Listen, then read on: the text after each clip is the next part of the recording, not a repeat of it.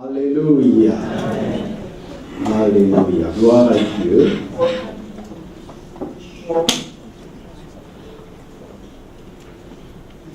Alors, assure-toi que tu as un voisin avec qui tu vas parler.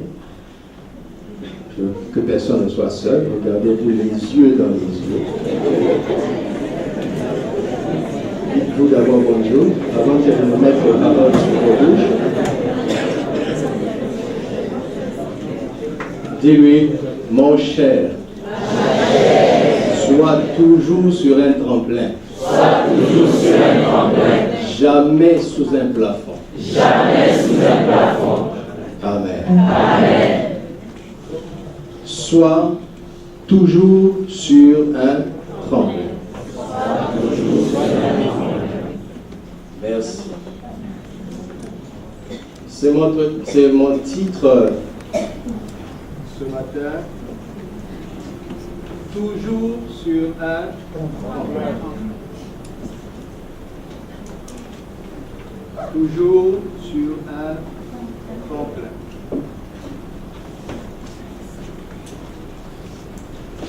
Toujours sur un tremplin. Vous n'êtes pas bien allumé? Il faut qu'on s'entraîne pour éviter ça. Je vous présente le frère Armel, il est déjà marié. Il a 2 enfants. Vous êtes content pour lui, non? C'est un bon frère. Toujours sur un question.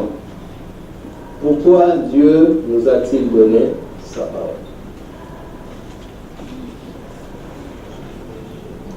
À quoi nous sert la Bible? Psaume 119, verset 96. Psaume 119, verset 96. Dans votre pays, on dit verset 96. Et c'est un meilleur français.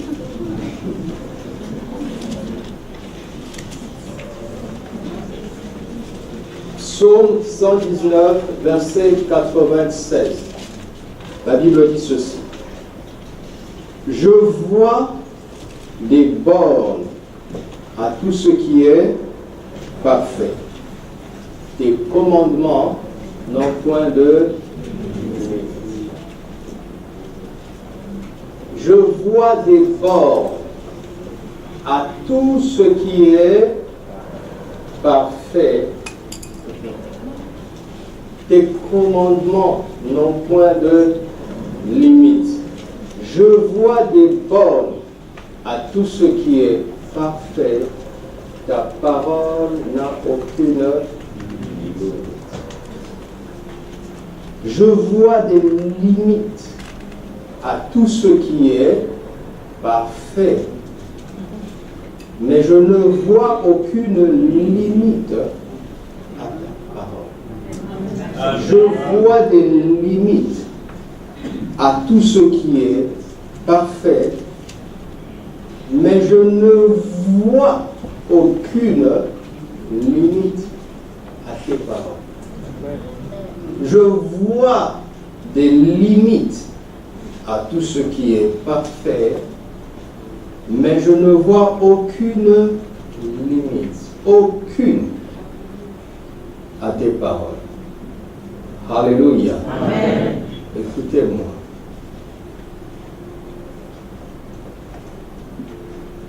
Ce passage est en train de nous dire que tout ce qui est parfait sous le soleil a des limites. D'accord? Il y a toujours un inconvénient à ce qui se fait sous le soleil. Par exemple, celui qui roule à vélo a de l'avantage sur le piéton. N'est-ce pas? Mais son avantage a des inconvénients que le piéton n'a pas. C'est pour cela qu'on dit, mon ami, si tu es à vélo, mets un casque. On n'exige pas de casque à un piéton. son avantage appelle en même temps un inconvénient, un certain inconvénient. Quand on passe sur une moto, même image. L'accident à moto est généralement plus grave que l'accident à vélo. Quand on monte de classe et qu'on est en voiture, beaucoup d'avantages, mais il y a aussi des inconvénients et des risques. Ainsi de suite jusqu'à ce qu'on monte dans un avion. Il y a plus de chances de sortir indemne d'un accident de route que d'un accident de l'air. N'est-ce pas? Mais il y a une infinité d'avantages de prendre l'avion que de prendre une voiture. Alléluia. Amen. Celui qui a un vélo est plus parfait que celui qui est piéton. Celui qui est en moto est plus parfait et ainsi de suite. Qu'est-ce qui se passe? Sous le soleil, quand on progresse, quand on atteint la perfection sous le soleil, on a des grands avantages, mais chaque grand avantage appelle des grands inconvénients. Et ainsi de suite, et ainsi de suite, et ainsi de suite. Par exemple, si un tsunami arrive quelque part et balaye toutes les maisons de cette ville, que ce n'arrive jamais à Casablanca au nom de Jésus. Mais le locataire perd moins que le propriétaire. N'est-ce pas? N'est-ce pas? Les deux perdent, mais la perte du propriétaire est plus grande que la perte du locataire. Et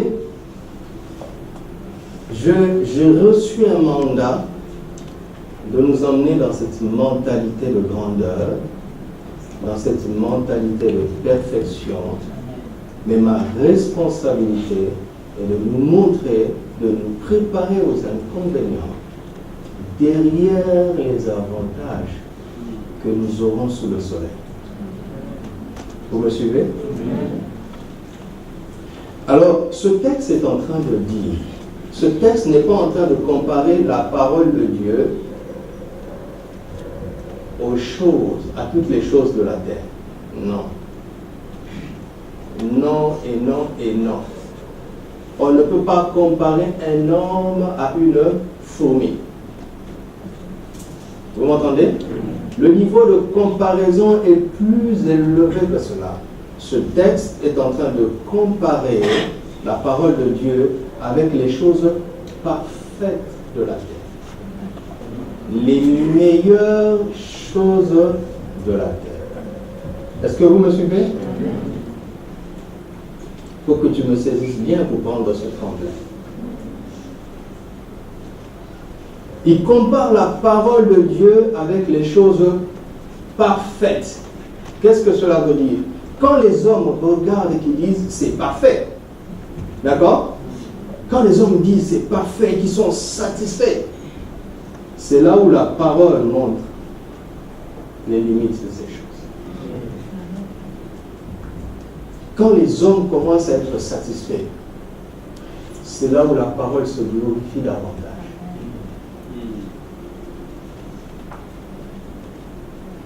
C'est pour ça qu'on n'appelle pas Jésus le roi des sujets ou le seigneur des disciples. C'est trop peu ça. D'accord? Tous les rois de la terre ont des sujets, tous les disciples, les seigneurs de la terre ont des disciples. D'accord? Jésus n'est pas le seigneur des disciples et le roi des sujets. On trouve ça sur la terre. Jésus est quant à lui le roi des et le seigneur des seigneurs. Amen. Nous devons comprendre là où il se situe. D'accord? Vous avez saisi la première idée? La deuxième idée, ce texte n'est pas venu simplement comparer. Ce texte parle à ceux qui le voient.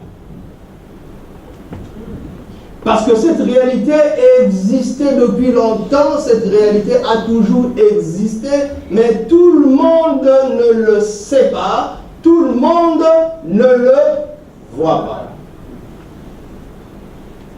Et je prie que ce matin, le Saint-Esprit illumine les yeux de nos cœurs pour que nous puissions voir la valeur de la parole qui est infiniment supérieure aux choses les plus parfaites de la terre.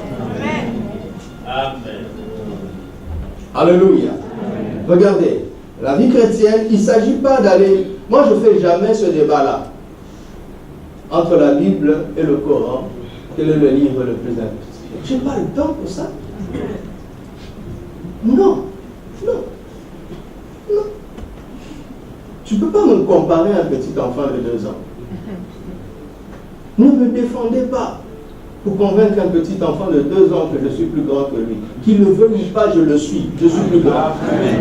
Moi, je ne fais pas ce débat-là. À chaque fois que je parle avec un musulman, je respecte sa foi. Jusqu'à ce que je lui montre les limites de ça.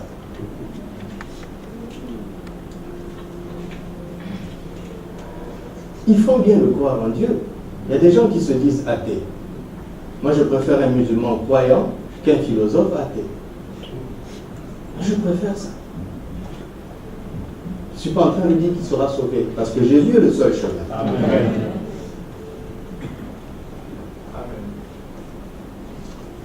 Mais nous devons montrer de manière évidente que notre message est supérieur.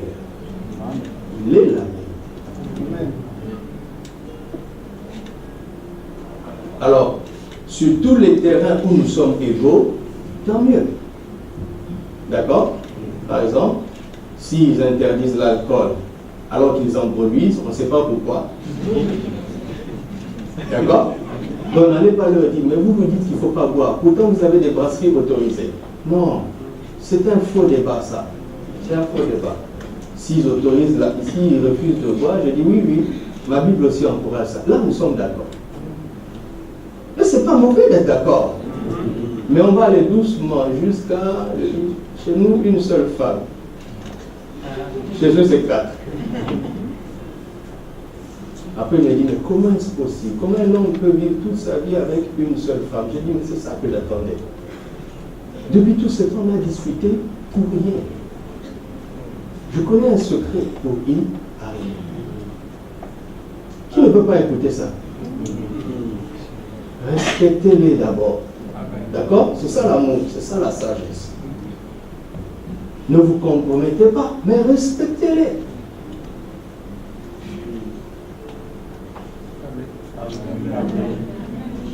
Il y a de bonnes idées dedans. Dans tout leur livre, il y a de bonnes idées. Vous êtes surpris, hein? Il y a de bonnes idées. Mais regarde, la parole est venue montrer sa valeur au-delà de ce qui est parfait. Respectez. Ok? Respectez les médecins qui soignent les gens. Prendre un médicament, ce n'est pas mauvais. D'accord? Mais on peut s'en passer. Amen. Vous m'entendez? On peut s'en passer. Mais si on n'y arrive pas et qu'on le prend, ce n'est pas mauvais. On se soigne. On doit entretenir ce corps. Mais on peut s'en passer. Et que Dieu bénisse nos médecins, que Dieu bénisse nos chercheurs. Amen. Que Dieu bénisse les scientifiques, que Dieu bénisse tout le monde. Amen. Alléluia. Amen. Si tu es contre les médicaments, tu dois être contre les détergents. Parce que ça aussi c'est la science. Le produit avec lequel tu nettoies ta maison, c'est la science. Tu dois être contre la raclette, ça aussi c'est la science. Tu vas courber ton dos. Tu dois être contre Internet, tu dois être contre Wi-Fi. Tu communiqueras seulement en esprit, d'accord? Tu enverras ton message en esprit. D'accord? Mais écoutez-moi, mais on peut s'en passer. Amen. Je ne suis pas assujetti à un email pour envoyer un message à mon père. Je peux parler à Dieu, je dis touche son cœur. C'est plus qu'un email. Parce qu'un email, il doit savoir se connecter. Mais ma prière peut faire que le Saint-Esprit, ça qui se connecte, il va le révéler au milieu de la nuit. Il a révélé des rois comme ça en leur donnant un songe. Sans Wi-Fi, Bluetooth, YouTube. Alléluia. Nous devons élever le niveau du débat. Dis à ton frère, élève le niveau du débat. Nous devons élever le niveau de la foi. Dis-lui, élève le niveau de ta foi. La parole n'est pas venue convaincre les choses faites. Non, non, non, non. Il dit, appelez-moi les parfaits. Appelez-moi les seigneurs. Appelez-moi les rois. Appelez-moi les dieux. Mettons-nous ensemble. Et c'est là où Jésus montre ça. Donc une meilleure manière de glorifier Jésus, c'est de monter très haut. Il dit que votre lumière luise ainsi devant les hommes, qui voient vos bonnes œuvres et qui glorifient votre Père qui est dans les cieux. Sais-tu que tu peux transformer ton lieu de travail en un culte d'adoration? Tu peux transformer ta salle de classe en un culte d'adoration. Ils vont glorifier Jésus en disant, waouh, je n'ai jamais vu quelqu'un faire ça. Je n'ai jamais vu homme parler comme ça. Et il commence à adorer ton Dieu. Ton bureau se transforme en un culte d'adoration. Plus glorieux qu'ici. Que votre lumière luise ainsi devant les hommes et qui voient quoi? Vos bonnes œuvres. Et qui glorifient. L'homme n'a aucun problème. C'est nous qui ne brillons pas. En emmenant des débats futiles, genre nous sommes chrétiens, vous êtes musulmans. Moi je ne suis pas chrétien, je suis un fils de Dieu. Amen.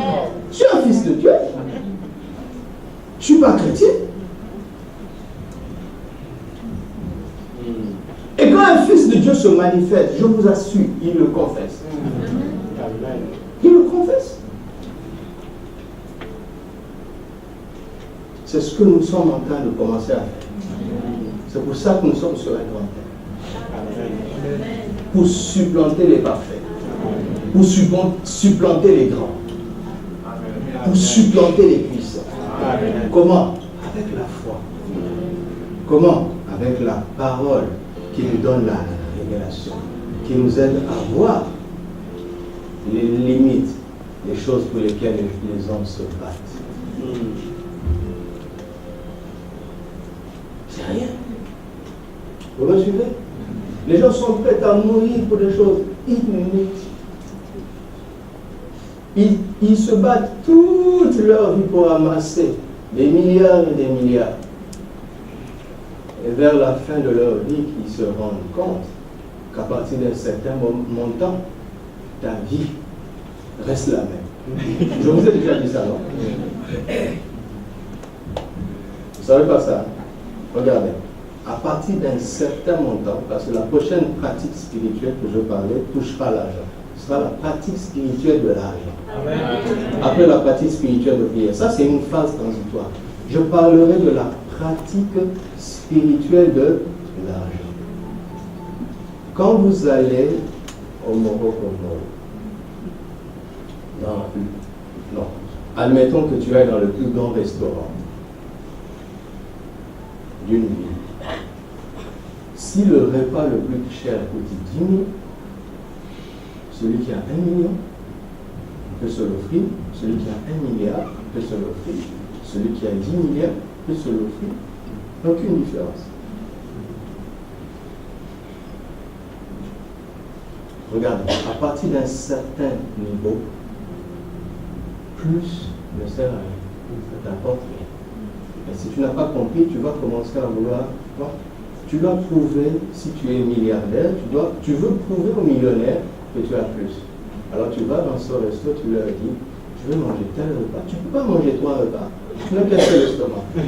Alors tu leur dis, je mobilise le restaurant durant toute la journée. Je vais payer la recette de la journée. Tu commences à devenir fou. Pourquoi Dieu donne plus à certains qu'à d'autres? Dieu donne plus pour que tu partages plus. Parce que si tu reçois plus et que tu ne partages pas, tu deviendras fou. tu souffriras de sentir que tu es au même niveau que ceux qui ont plus que toi. Ça énerve, hein? N'est-ce pas? Regarde, si tu as 20 sur 20 à l'école, tu ne peux plus faire mieux. D'accord? J'avais un collègue de classe qui était nul en anglais, nul. Il a demandé mon aide. Donc, en l'entraînant, parce que moi j'avais souvent 20 sur 20, ne vous en faites pas, je ne parle pas anglais, mais c'était la grammaire banale. J'avais souvent 20 sur 20 parce que c'était banal. En l'entraînant, il a eu 14, 16, 18. Et puis un jour, il est venu, il a eu 20 comme moi. Et puis il m'a regardé, il m'a dit, tu sais, on a le même niveau. J'étais frustré comme ça. Il m'a dit, oui, tu ne peux pas faire le job. Et un jour, j'ai oublié un dernier mot. J'ai eu 18.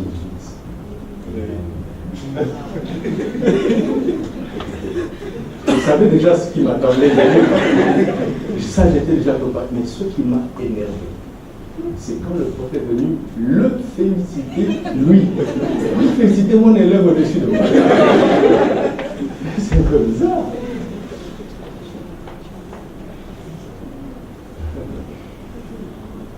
Alors la question ce matin, c'est qu'est-ce que tu vois dans ce livre?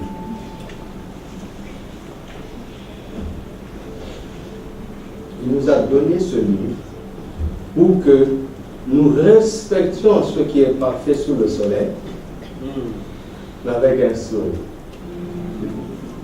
En leur disant, je sais mieux, je sais où trouver mieux que ça. Dire un bon, oui, c'est dans le livre. Amen.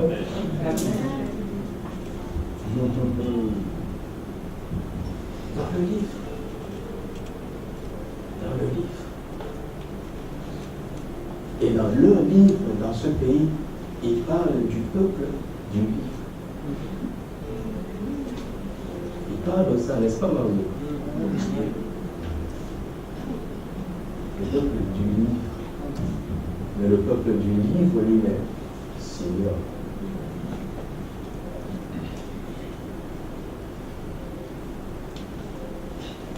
Pas le peuple du son, pas le peuple de la vidéo.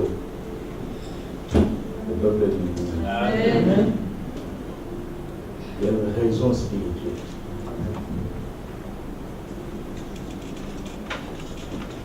Tu ne peux pas avoir une bonne vie avec ce livre et ne pas supplanter les parfaits. Je te défie. Tu ne peux pas. Si tu n'arrives pas à supplanter les parfaits, c'est parce que tu as une mauvaise relation avec ce livre.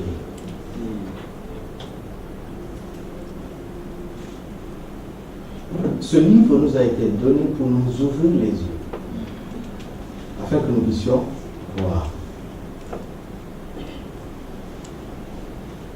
Est-ce que vous savez que dans la Bible, il est simplement question de voir?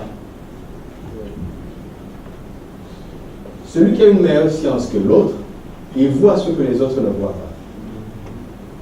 Non? Par exemple, si on t'emmène un plan d'un bâtiment, un plan d'un architecte, sur un papier, tu vois rien, tu vois des carrés. N'est-ce pas? Tu vois des carrés. Tu le vois en deux dimensions. Mais celui qui a la science le voit en trois dimensions. Il voit des murs, il voit des espaces.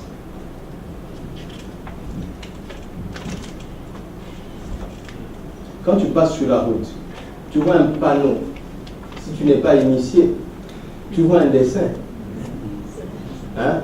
Un cercle rouge avec un trait blanc. Tu vois rien, c'est tout ce que tu vois. Mais celui qui est initié voit un sens interdit. Il est question de voir dans la vie. Non? Oui.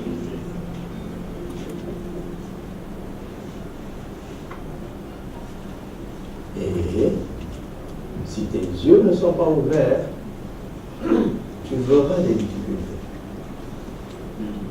Mais celui dont les yeux sont ouverts voit les opportunités.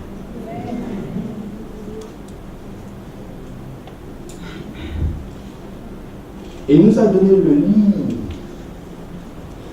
pour nous ouvrir les yeux. L'homme qui a eu la plus grande révélation dans le Nouveau Testament s'appelle l'apôtre Paul. D'accord? Mais il était parfait sur le point de la loi. Vous savez ça? Il était parfait.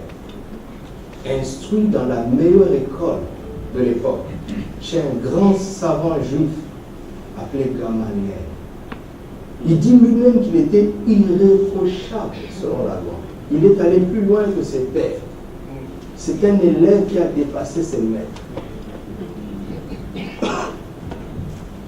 quand Jésus lui est apparu, il est devenu aveugle. Il a vu la nullité de la loi face à la grâce. Mais Jésus avait déjà dit ça. Jésus avait dit le plus petit dans le royaume. Et comment? Que Jean-Baptiste, le plus grand.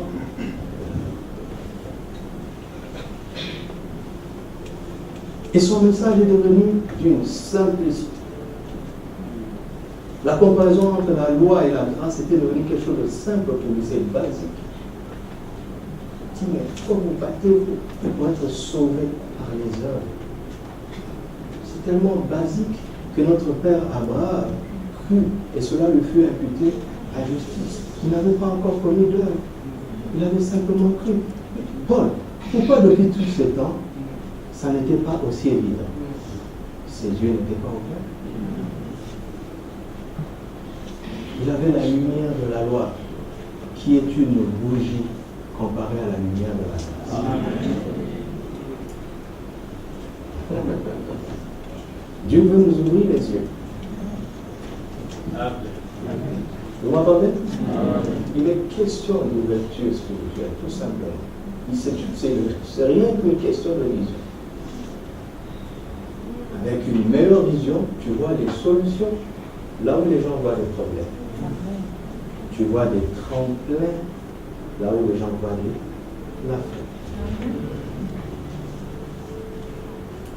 Vous me suivez? Ce livre a changé ma vie. Ce livre doit changer ta vie.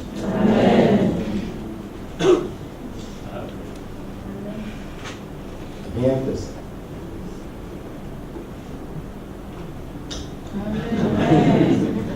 Rien que ça. L'école sert à ça, à nous ouvrir les yeux. À une certaine science, à certaines possibilités. Les métiers servent à ça. Quand ta chaussure fait le cordonnier voit des sous. N'est-ce pas? N'est-ce pas? Quand tu vois un, le cordonnier voit des sous. C'est une question de vision. Non? Quand tu as mal à la tête, le médecin voit des sous. Le conseil n'est gratuit qu'à l'église. Hein?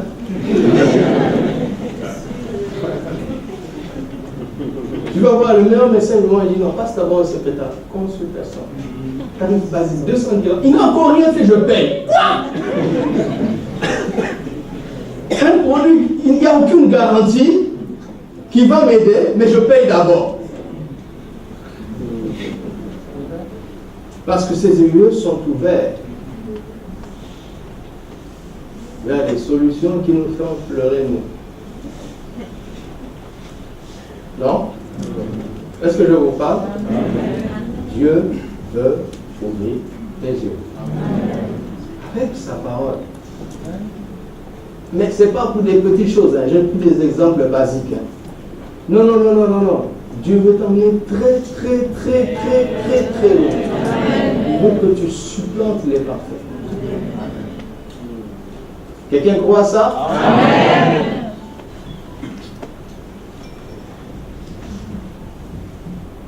On peut faire 2 heures avec ce verset. Ça me parle tellement.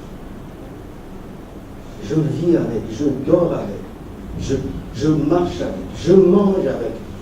C'est constamment, moi, je dis, Seigneur, pourquoi je n'avais pas vu ça depuis longtemps? Je dis, c'est le moment. Alléluia. C'est le moment pour nous. Il nous a donné le livre pour ça.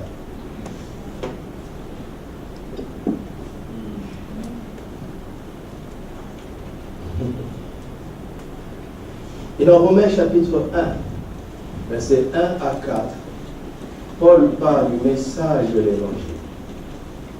Et il dit l'évangile. Les gens de Moïse parlaient de la loi, du commandement, n'est-ce pas? Nous parlons de l'évangile. Donc nous pouvons dire le psaume 119, verset 96 autrement. Nous pouvons dire ceci, et croyez-moi, je ne me trompe pas. Nous pouvons dire, je vois des limites à tout ce qui est parfait. Mais ton évangile n'a aucune limite. Dieu ne peut pas venir à moi aujourd'hui et me dire que ce livre de la loi ne s'éloigne pas de ta bouche. Non. Il va me dire que l'évangile ne s'éloigne pas de ta bouche. La bonne nouvelle.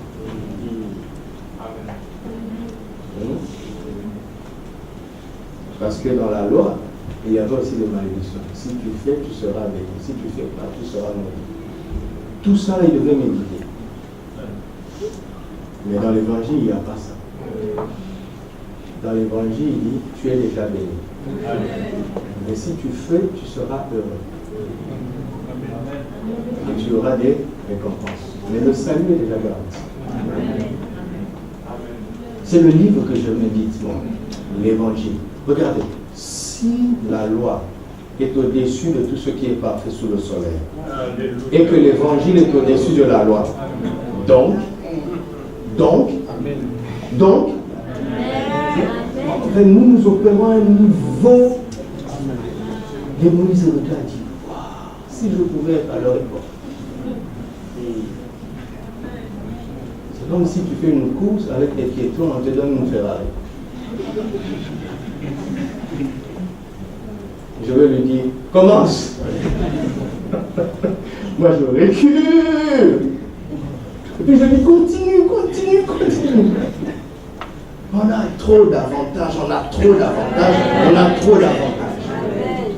Mais on doit le voir.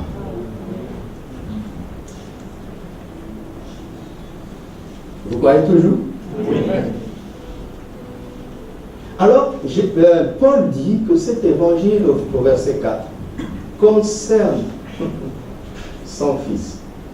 Jésus, né selon la chair, n'est-ce pas? Et déclaré fils de Dieu avec puissance selon l'esprit de sainteté par sa résurrection d'entre les morts. C'est trop pour moi. Ce verset-là, c'est trop pour moi. C'est tellement de choses. Il dit, Jésus, comme toi et moi, est né selon la chair. Et il a été déclaré, reconnu, fils de Dieu. Il a manifesté sa nature divine. Comment? En dominant la mort par le Saint-Esprit. En triomphant de la mort par le Saint-Esprit. C'est ça l'évangile. D'accord? Donc si tu ne vois pas ça dans l'évangile, tu n'as pas encore commencé. Pardon, excuse-moi. Quelles que soient tes années de vie chrétienne, si ce n'est pas ça ton approche de l'évangile, je ne sais pas ce que tu cherches. Je ne sais pas ce que tu cherches. Dieu a emmené un homme qui est venu comme nous, limité comme nous, avec beaucoup de désavantages déjà dès la base, dans une famille modeste, vivant dans la région la plus pauvre d'Israël, sans instruction. Parce que quand Jésus a commencé à enseigner, il dit, mais qui lui a appris ces choses, lui qui n'a pas étudié? C'est ça, c'est dans les quatre évangiles. Il a additionné tous les inconvénients de l'humanité. Et le diable a vu, quand on a amené cet enfant dans le temple, Il a vu déjà les signes depuis la naissance de cet enfant. Il a essayé de le supprimer, il n'a pas réussi. Il a vu les paroles, les prophéties, les paroles qui ont été dites sur ce bébé. Il a observé, finalement il s'est rendu compte que c'était vraiment un homme. Alors il dit, puisque c'est un homme, je vais le tenter. Le diable n'est pas fou. Il a osé le tenter parce qu'il a vu vraiment que c'était un homme. Dieu ne peut être tenté. Et il n'est lui-même tenté par personne. Le diable a osé parce qu'il a vu que c'était un homme. Mais c'est la tentation qui est devenue le tremblement. Au début, Jésus causait avec lui. Vous savez comment la tentation a terminé? Retire-toi de moi, Satan. Car il est dit, quoi? Tu ne tenteras pas ton Seigneur, ton Dieu. Il parlait de qui? Qui était le Dieu de Satan à ce moment-là? Qui était? Il a laissé jouer avec lui. Il est écrit, il est aussi écrit. Le diable ne comprenait pas que chaque il est écrit là, c'était un match. Un match. À un moment donné, il a atteint le niveau, il dit petit. Regarde-moi. Regarde-moi, toi et moi. Comment tu oses? Alors retire-toi. Tu attends petit. Je ne savais pas qu'il était aussi bon.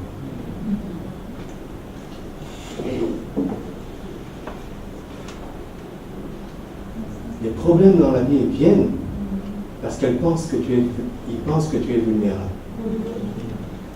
Mais quand tu triomphes, les gens disent waouh, j'ai perdu mon temps. Non seulement j'ai échoué, mais je l'ai aidé à prendre conscience de son potentiel. Est-ce que je parle à quelqu'un? Tu es conscient des plafonds.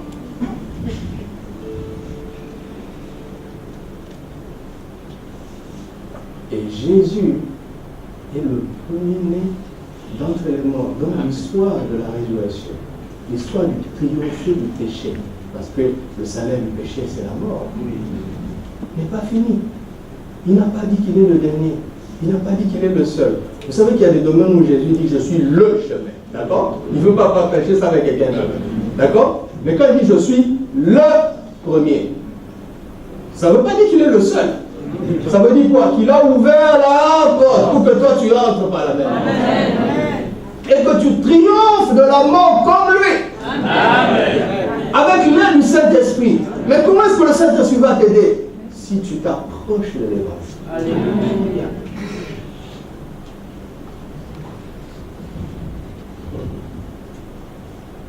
De l'évangile.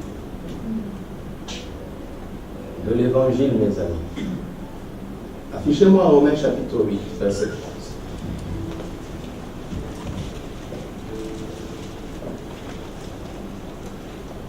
Regardez ça. Et si l'esprit de celui qui a ressuscité Jésus d'entre les morts habite en vous, celui qui a ressuscité Christ d'entre les morts rendra aussi la vie à vos corps mortels par son esprit qui habite en vous. D'accord? Lisez ça une fois, s'il vous plaît. Lisez. L'esprit de celui qui a ressuscité Jésus d'entre les morts habite en vous. Celui qui a ressuscité Christ d'entre les morts rendra aussi la vie à vos corps mortels par son esprit qui habite en vous. Amen. Toujours par le Saint-Esprit. Il va opérer à travers les anges. D'accord? Quand je vois une limite à ce qui est parfait, concernant notamment la santé, ok? Alors je vais dans sa parole. Et une des paroles, il dit tes commandements, c'est-à-dire tes paroles au pluriel, non point de limite. Donc il faut savoir trouver la bonne parole pour la situation particulière. D'accord?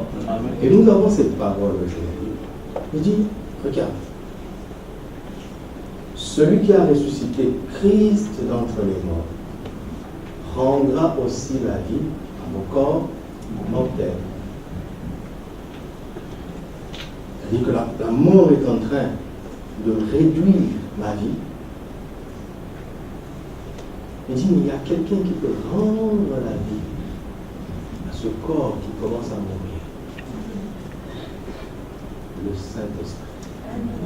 Voilà comment il fonctionne. Il dit, première chose, sachez qu'il a ressuscité Jésus d'entre les morts. Tu dis, mais tu ne peux pas être chrétien et ne pas le savoir, n'est-ce pas? Parce que si Christ n'est pas ressuscité, notre foi est vaine. Non. Qui croit que Jésus était mort et qu'il était ressuscité? Nous le croyons nous tous. Je dis, on commence par là. Regarde. Celui qui a ressuscité Jésus d'entre les morts. D'accord? Donc on croit ça, on croit à un fait. D'accord? Ce n'est pas une idée, c'est vraiment un fait. C'est quelque chose qui a eu lieu. Ça a tellement eu lieu que les responsables de l'époque ont payé les gardiens pour qu'ils rencontrent des mensonges. S'ils sont arrivés à payer, ce que eux-mêmes ils avaient compris que c'était un fait. C'était un fait qu'on avait mis son corps dans la tombe et 3 jours plus tard, il n'y avait plus le corps du tout. On a cherché, on n'a rien trouvé. C'est un fait. Ce n'est pas une parabole, une idée, non, c'est un fait. D'accord? C'est un fait. Et Jésus est ressuscité d'entre les morts. Nous savons qu'il est monté au ciel et qu'il est maintenant assis à la droite du Père. Mais qu'est-ce qu'il nous dit ici?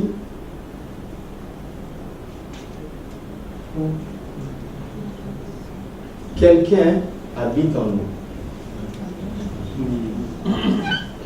Vous m'entendez? C'est qui? Je veux une réponse précise. Quelqu'un habite en nous, c'est qui? C'est qui? Je veux une réponse précise. C'est qui? Voilà, c'est ça qui est juste.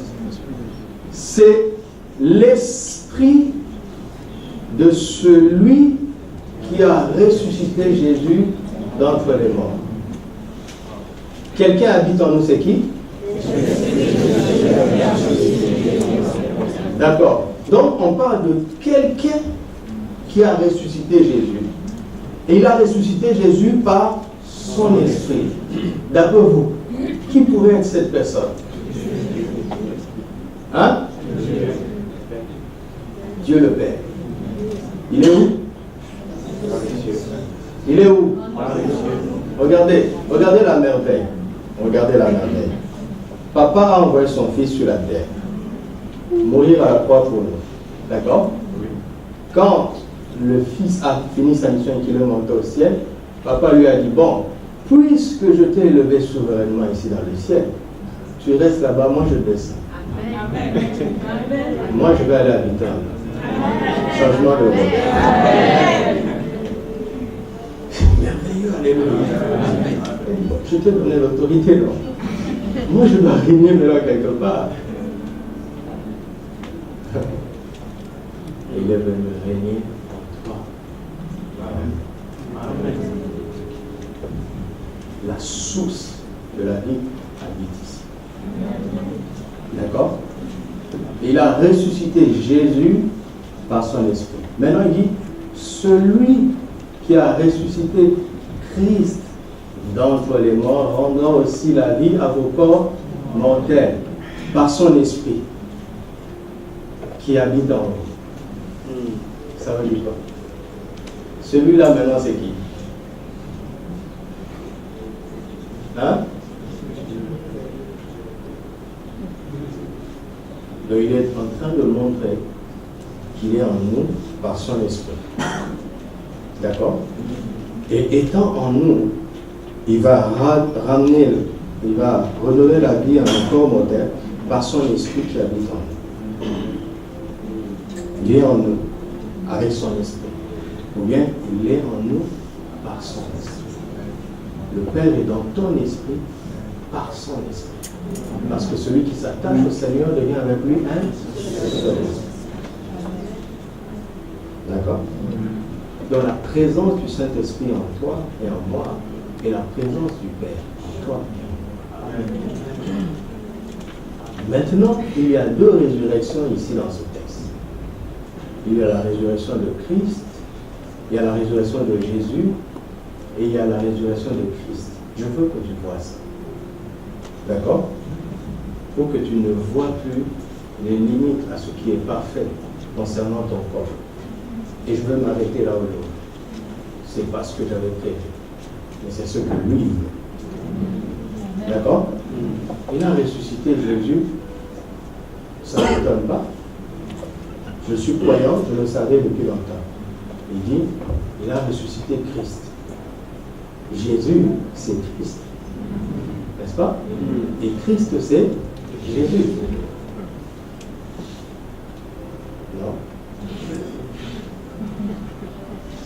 Bien sûr. Mais quand on dit Jésus, tout court, on parle de la personne de Jésus.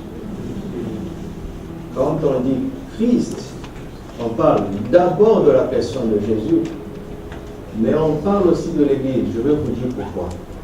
Parce que Jésus est la tête. Nous sommes son corps. Mais Paul n'a jamais dit que nous sommes les membres de Jésus. Nous sommes les membres de Christ. Ne savez-vous pas que vous êtes les membres de Christ? Vous entendez? Donc quand on parle de Jésus tout court, on parle de l'homme Jésus, lui seul.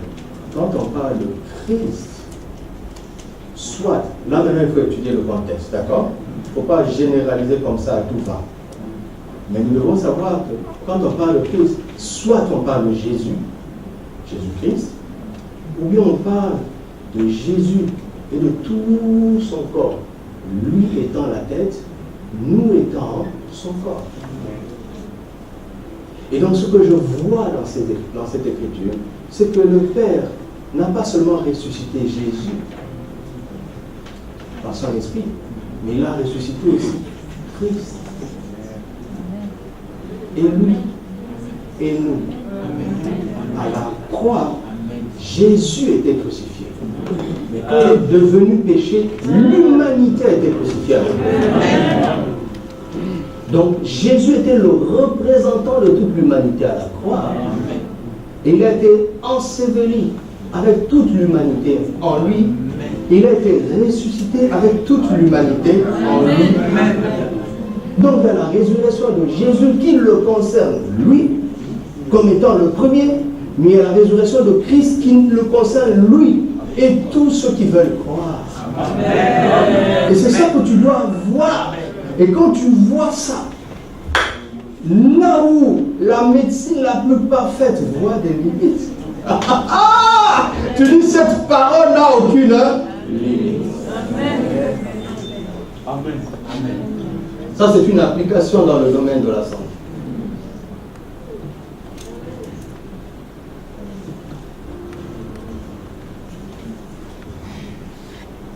Regardez quelque chose concernant Paul. Dans Galates, chapitre 3. Commençons au chapitre 6.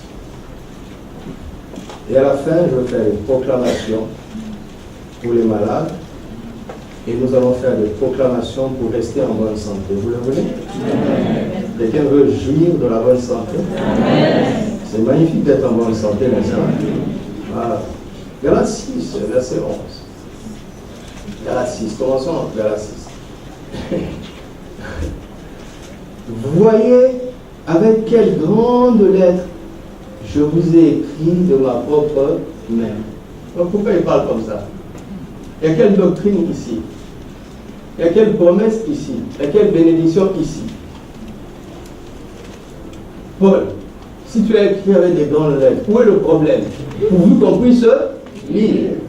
Et il dit de ma propre main. Savez-vous que ce n'est pas lui qui écrivait? Lisez les épîtres jusqu'à la fin. Ne vous contentez pas seulement de « Mais mon Dieu, pour moi, tout le besoin, c'est ma richesse. Je suis pleinement béni. » Non, non, non, lisez tout. Ça va donner plus de valeur au message. Alléluia. C'est comme quand on met quelque chose dans une vitrine. Vous savez, la chose devient plus belle. La vitrine ne la rend pas belle, mais la valeur. Donc ça veut dire que quand Paul devait écrire de sa propre main, il écrivait avec de grandes lettres. Non? Pourquoi? C'est chapitre 4, versets 13 et 14. Chapitre 4, versets 13 et 14. Vous ne m'avez fait aucun tort. Vous savez que ce fut, écoutez, que ce fut à cause d'une infirmité de la chair que je vous ai annoncé pour la première fois l'évangile. Et mis à l'épreuve par ma chair, vous n'avez témoigné ni mépris, ni dégoût. Vous m'avez au contraire reçu comme un ange de Dieu, comme Jésus-Christ. Qu'est-ce que cela veut dire? Que Paul avait une infirmité de la chair et laquelle nous ne savons pas. Mais cette infirmité pouvait susciter du mépris. D'accord? Et du dégoût. Non? Oui. Oui ou non? Oui. Donc ça veut dire que c'était un problème. Mais regardez la mentalité de cet homme. Il a fait de ce problème une opportunité pour annoncer l'évangile. Il a retourné le plafond en tremblant. Amen. Waouh! Il y a un autre exemple. Philippiens 1, 12 à 14. Je veux que vous sachiez, frères, que ce qui m'est arrivé a plutôt contribué au progrès de l'évangile. Ah bon? Et c'est quoi? En effet, dans tout le prétoire et partout ailleurs, nul n'ignore que c'est pour Christ que je suis dans les liens, c'est-à-dire en prison. Le fait d'être en prison a contribué au progrès de l'évangile du Paul. Comment es-tu? Il dit, je puis tout par celui qui me force. Je ne serai jamais en désavantage. Je saurai toujours tout retourner pour mon bien. Et c'est lui qui dit finalement, nous savons que toutes choses concourent au bien de ce qui est. Tout c'est combien? Tout c'est combien?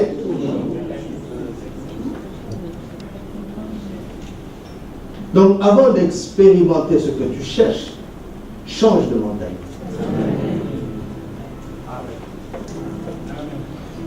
Pendant que tu as un chemin pour l'avoir, pour le palper sur le plan extérieur, parce que dans ton esprit tout est là, change de mentalité.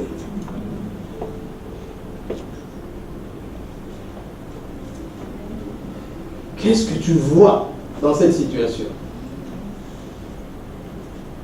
Est-ce la vision que le monde te donne de cette situation? Est-ce la vision que les yeux te donnent de cette situation? Ou bien la vision que la parole te donne de cette situation?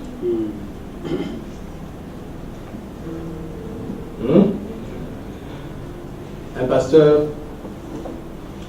a eu un problème. Sa fille devait accoucher, elle a eu une complication et elle a fait un arrêt cardiaque. Bon, c'est vrai qu'on l'a soutenue par des machines, sauf que c'était aux États-Unis.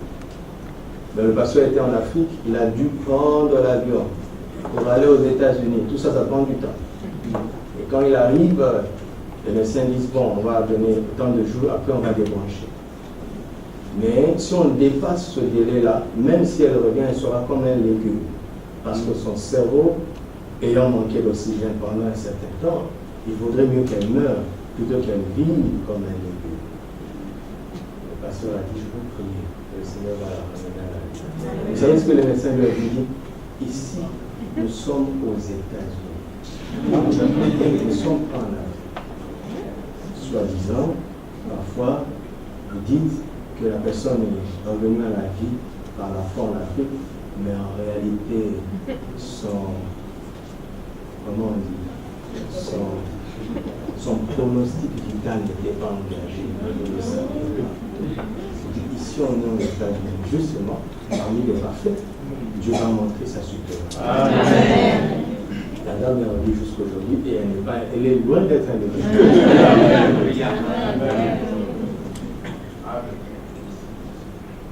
Et le neurochirurgien s'est converti. Amen. Neurochirurgien aux États-Unis, hein, c'est pas comme ici. C'est converti.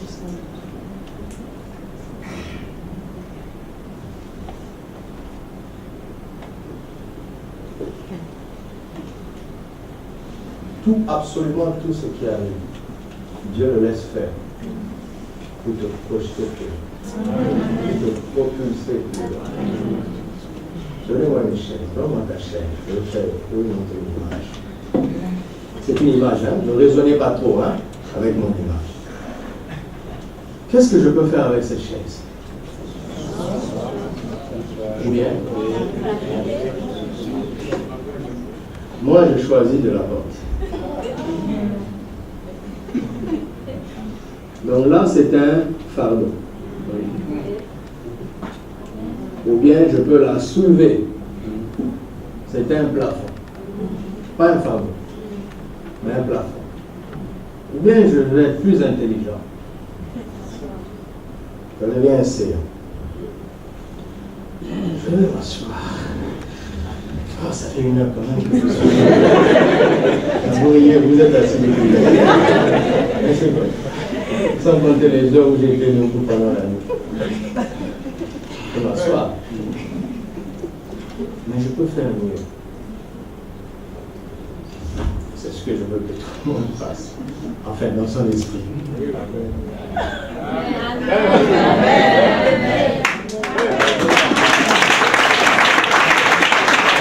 C'est ce que tu dois faire de tes parents. Tu comprends? Il faut que tu montes dessus. Amen.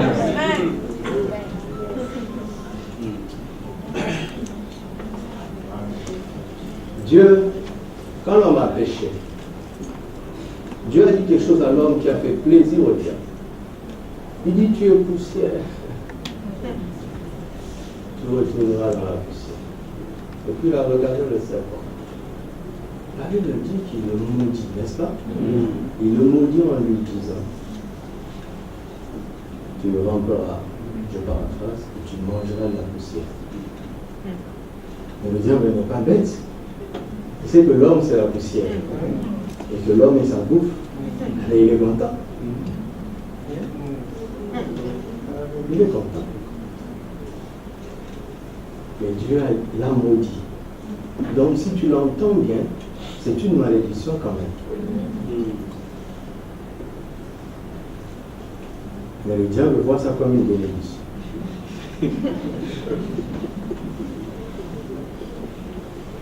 Mais Dieu avait tellement d'avance. Il avait prévu la nouvelle naissance. Quand tu nais de nouveau, tu nais d'en haut. Tu n'es plus poussière. Regardez. Qui ne marche pas sur la poussière sur cette terre? Même un bébé. Alors il dit bientôt, le Dieu de paix écrasera Satan sous vos pieds. Écoutez, Dieu n'a pas dit qu'il va rabaisser Satan au point qu'il soit incapable de l'écraser. Non, Satan ne peut pas être élevé, il est condamné, il est collé au sol. Mais il veut que quelqu'un voie l'évangile et qu'il soulève simplement son pied pour l'écraser. Il n'y a pas beaucoup d'efforts à faire. Satan ne peut pas monter de 5 cm. Il ne peut pas. Il est collé au sol. Mais toi, tu dois apprendre à soulever ton pied un petit peu et l'écraser. Il est comme un cafard pour les enfants de Dieu. Les cafards volent même un peu.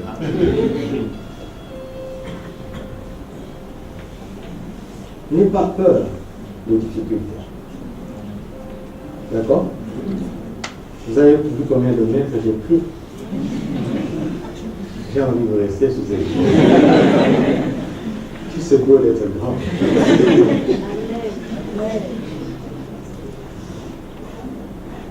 Que vois-tu dans cette situation? Qu'est-ce que tu vois? La parole veut t'ouvrir les yeux. Alléluia.